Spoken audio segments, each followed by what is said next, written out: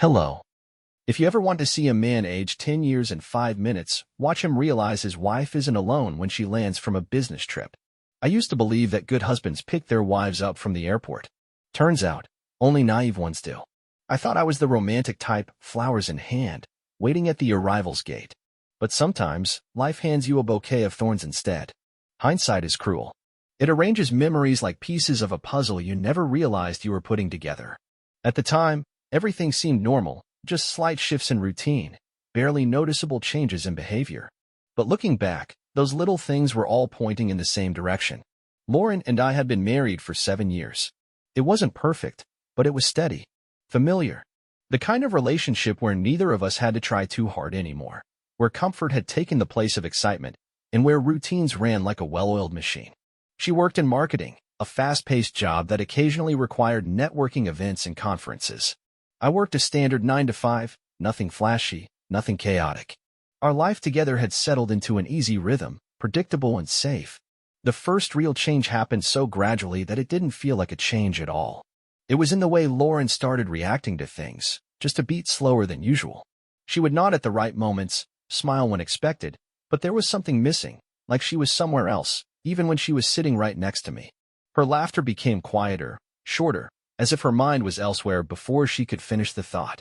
She had always been engaged in our conversations, even when she was exhausted from work, but now she seemed distracted, her attention stretched too thin. Then came the subtle shifts in routine. Lauren had always been the kind of person who valued her sleep, yet she started staying up later than usual. She spent more time on her phone at night, scrolling endlessly in bed while I drifted off. When she woke up, her phone was already in her hand before she even got out of bed. That hadn't been the case before. She used to forget where she left it, sometimes needing me to call it just to locate it. Now, it never left her side. At first, it seemed harmless. People change their habits all the time, and there was nothing inherently suspicious about spending more time on a phone. But there was something different about the way she handled it. If I walked by, she angled the screen away just slightly, not enough to seem obvious, but enough to make me notice. She started taking it with her everywhere, even places she never used to. In the middle of the night, if I woke up unexpectedly, I would see the dim glow of her screen as she quickly locked it, turning away as if she had just been caught doing something she shouldn't. The work events increased, too. Lauren had always attended a few here and there, but suddenly there were more of them: networking drinks, client dinners, after-work meetings that ran later than usual.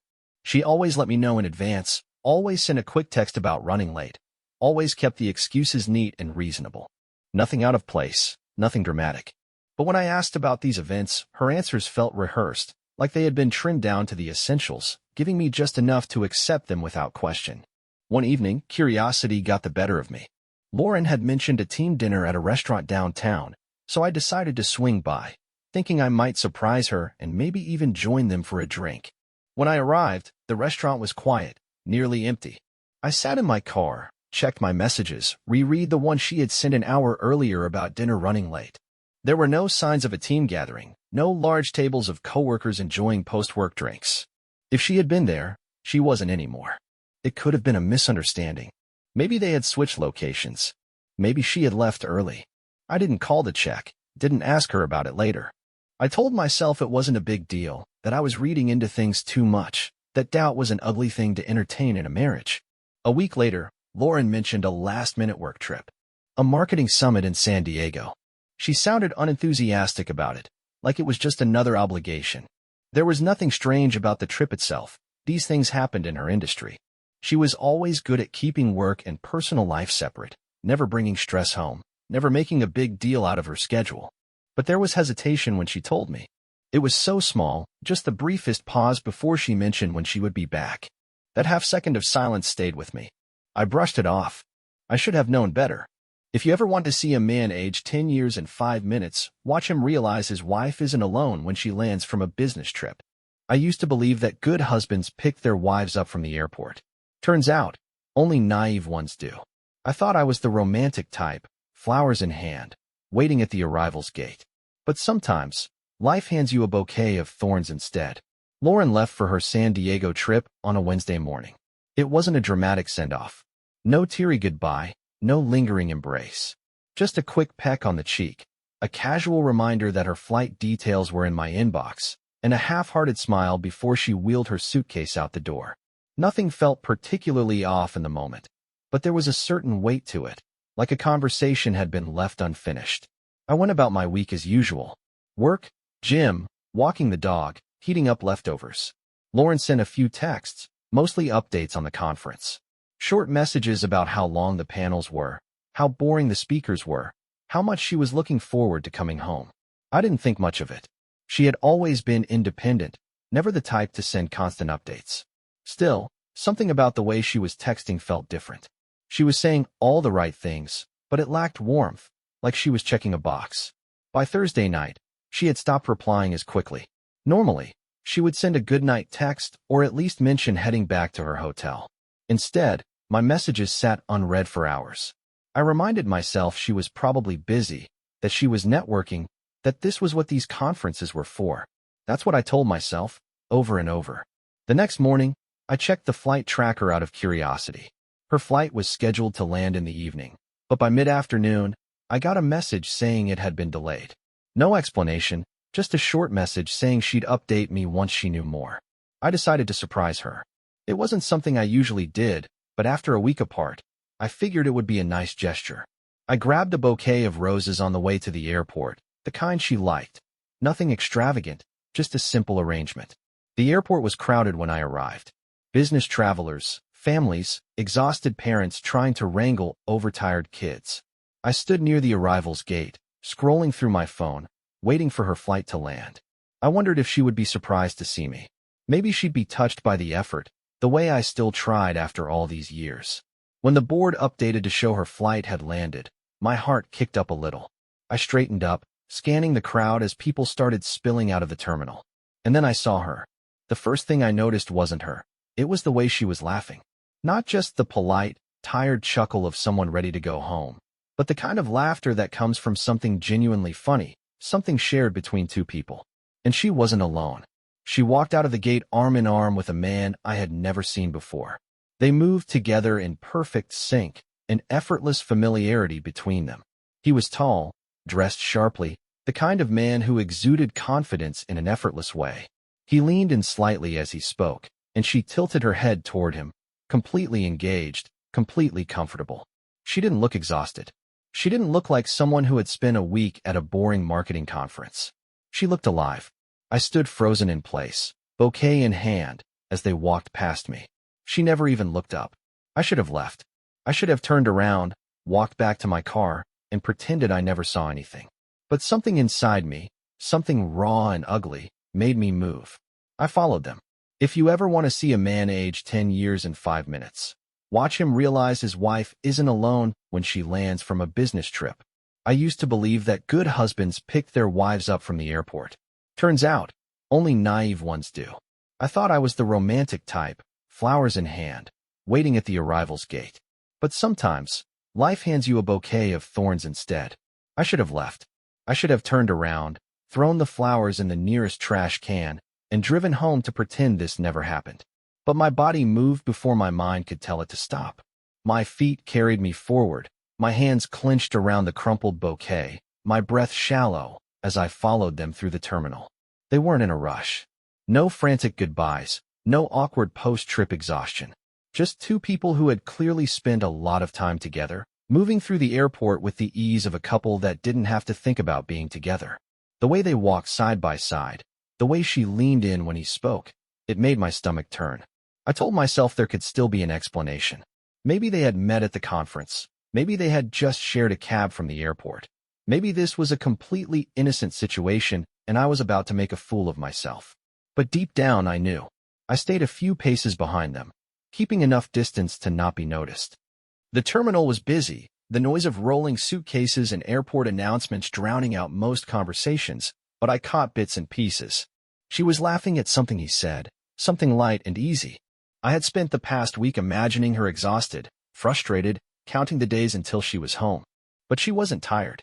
She wasn't frustrated. She was glowing. They stopped near the baggage claim. I ducked behind a column, pretending to check my phone while I watched them. He reached out and touched her arm, a small gesture, barely anything.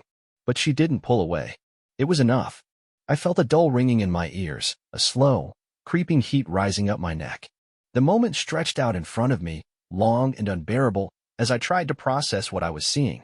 There was no dramatic kiss, no whispered confessions, no blatant display of betrayal. Just the quiet intimacy of two people who didn't have to hide from each other. She still hadn't seen me.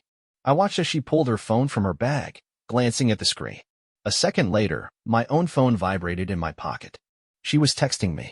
The irony was almost laughable. She was standing 20 feet away, wrapped in someone else's presence, sending me a message like I was just another task to check off her list. I pulled my phone out, my hand steady in a way that surprised me. Just landed. Heading to baggage claim now. Can't wait to see you. I stared at the words, empty and rehearsed, typed out by a woman who had no idea her husband was watching her lie in real time. I could have walked up to her right then. I could have tapped her on the shoulder, watched the blood drain from her face as she realized she had been caught. I could have demanded an explanation, made a scene, turned this moment into the messy, public disaster it deserved to be. Instead, I stood still, because now I had a choice. I could let her see me, force the confrontation right here in the middle of the airport. Or I could wait. I slipped my phone back into my pocket and turned toward the exit. Let her think she got away with it. For now. If you ever want to see a man age 10 years and 5 minutes, watch him realize his wife isn't alone when she lands from a business trip. I used to believe that good husbands pick their wives up from the airport. Turns out, only naive ones do. I thought I was the romantic type, flowers in hand, waiting at the arrival's gate. But sometimes, life hands you a bouquet of thorns instead. Leaving the airport without confronting Lauren had felt like the right move at the time. But as I sat in the back of the rideshare, staring out at the passing streetlights, my mind kept circling back to what I had seen. The ease in the way she moved beside him, the way she laughed, the way she had seemed completely at home in his presence. And then that moment at the curb, when everything had shifted. When she had suddenly looked uncomfortable, pulling away from him instead of lingering. That was the part that gnawed at me. The narrative in my head had been simple. She was cheating. I had caught her. Now it was just a matter of deciding how to handle it. But if that was true, why had she looked like she wanted to get away from him? Why did it seem like she had been relieved to walk off alone? By the time the car pulled into the driveway, my thoughts were tangled in contradictions. I stepped inside the house, flicking on only the kitchen light. The silence felt different, heavier, like the house itself knew something had shifted. Everything was exactly where I had left it. Laundry half-folded on the couch, dishes from the night before still sitting in the sink, the faint scent of Lauren's perfume lingering in the hallway. It should have been comforting. Instead, it felt unfamiliar. I checked my phone. No messages from Lauren yet. If she had assumed I would be at the airport waiting for her, she would be confused by now. Maybe even worried. But she wasn't reaching out. 15 minutes passed before the screen finally lit up. A single message, short and to the point. I let it sit unread. The idea of responding felt premature, like it would give away too much. I wasn't ready to talk, not yet. Another 20 minutes passed before the phone buzzed again. This time, a call. I watched the screen until it stopped ringing. A few minutes later, another message followed. She had gotten a ride home. That was the first real surprise of the night. Lauren wasn't the type to let things sit unresolved. If she had expected me at the airport and I wasn't there, she would have wanted an immediate answer. But instead of pressing for one, she had just found another way home. I stood near the window, waiting. A few minutes later, headlights appeared in the driveway. A car slowed to a stop, and Lauren stepped out, dragging her suitcase behind her. She hesitated before moving toward the house, her posture stiff, uncertain. I unlocked the door just as she reached for her keys. The moment she stepped inside, she stopped, her eyes scanning the dimly lit hallway, settling on me. Her face flickered through a series of emotions, relief, confusion, something else buried underneath. She looked exhausted, but not in the way she should have after a long flight. This was something else. I had expected guilt.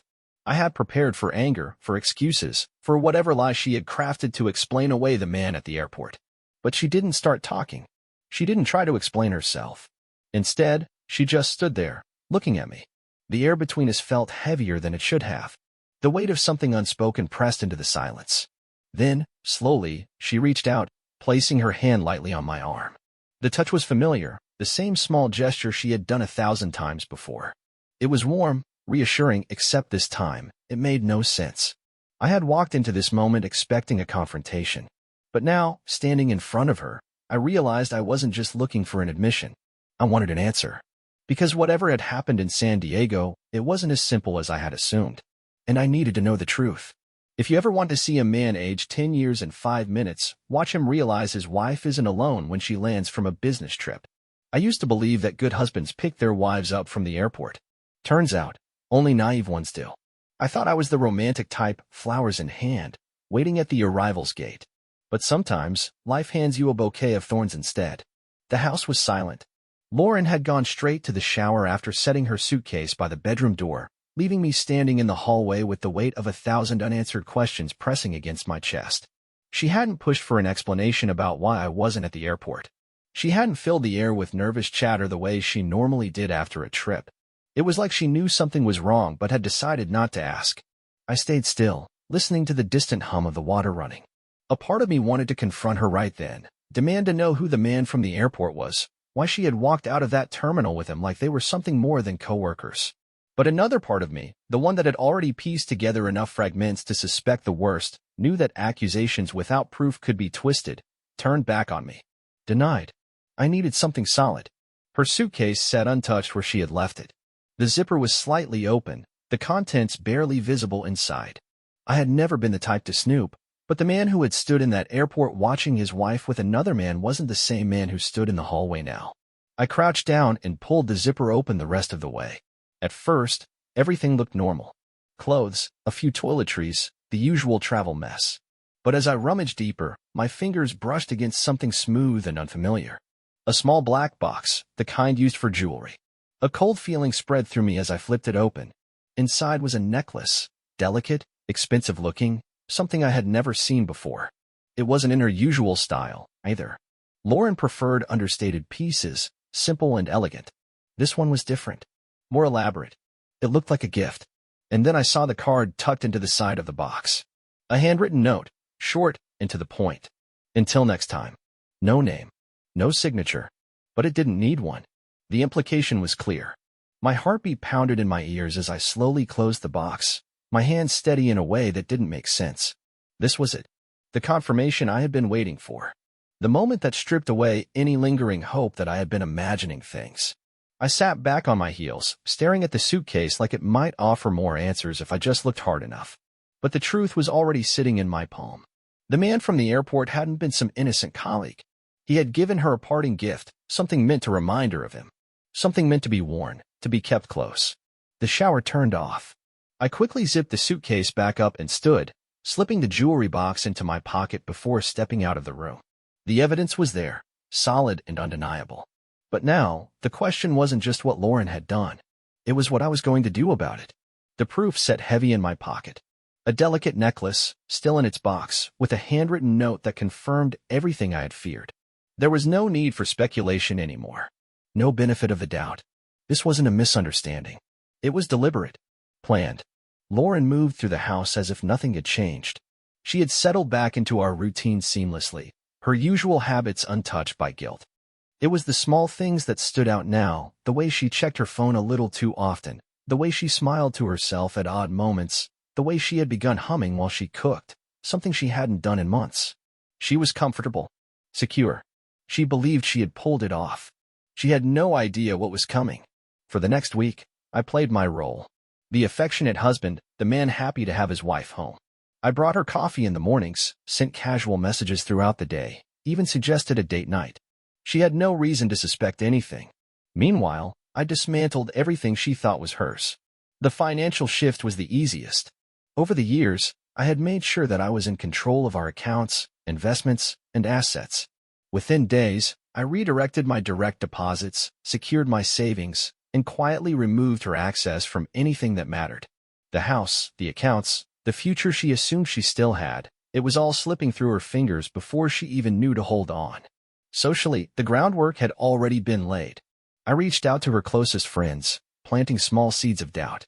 A casual mention of how distant she had seemed lately, a comment about how something felt off. Her best friend had been the first to react, sharing her own concerns, her own suspicions. That was all it took.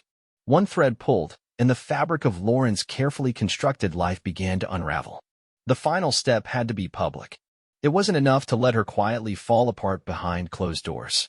She had built a life on perception, on being seen a certain way. The wife, the the friend, the woman who had it all together. That was the part one wanted to break. A dinner had already been planned at her parents' house, a quiet evening with just the four of us. It was the perfect setting. No distractions, no easy escape. She had walked into the evening as if it were any other night, laughing at her father's stories, pouring herself a glass of wine, completely unaware that this was the last time she would sit at this table as the person she thought she was. Halfway through the meal, I placed the small black box on the table. The silence stretched between us, thick and heavy. She had frozen, her expression shifting as she recognized it immediately. She didn't reach for it, didn't open it. There was no need. Her reaction was enough. Her parents turned to her, waiting for an explanation she couldn't provide. The weight of their disappointment settled over the room like a slow-moving storm, suffocating in its quiet intensity. Her mother's face crumbled first, realization sinking in before she could stop it. Her father's jaw tightened, the kind of anger that doesn't explode but lingers, waiting for the right moment. Without a word, I pulled the handwritten note from my pocket and placed it beside the box. That was the final blow. Lauren remained frozen, her breathing uneven, her entire world shrinking to the space between her and the damning evidence in front of her. She had always been quick with excuses, always able to talk her way out of any situation. But there was no excuse for this. I didn't stay to watch the aftermath. There was no need. My bags had already been packed, the locks had already been changed, the house had already been emptied of anything that belonged to her. By the time she returned home, she would find nothing but the cold reality of her choices. As I walked to the door, I let the silence linger, the weight of her shattered life pressing into the walls of the house she had grown up in. Then, without looking back, I left. And for the first time in weeks, I finally felt free. Bye-bye.